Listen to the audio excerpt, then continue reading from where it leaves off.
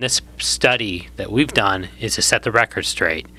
Solar power is not even in the same ballpark as nuclear power. What are some of the major flaws that you found with the NC Warren study? Well, NC Warren used some cute gimmicks when it comes to subsidies. First of all, they determined that solar power cost 35 cents per kilowatt hour. Let's just say that's okay for purposes. But then what they did was they arbitrarily decided we're going to take some subsidies for solar power and then reduce that cost and bring it down to less than 16 cents per kilowatt hour. Well, if you take that logic to its extreme, that means if we had 100% tax credit, we can make solar power free. We can make healthcare free if we just subsidize everything. And we can see the fallacy in this thinking is that costs don't magically disappear.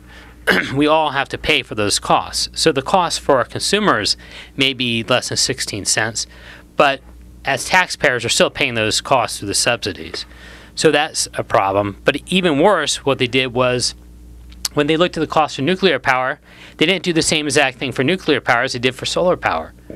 So to be fair, to have an apples comparison, you have to reduce nuclear power through whatever subsidies nuclear power gets, and they didn't do that.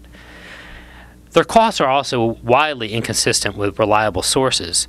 The federal government, the Energy Information Administration, calculates that solar power is more than 3 times the cost of nuclear power. Solar power is not even remotely cost competitive compared to expensive renewable energy sources, other sources like offshore wind.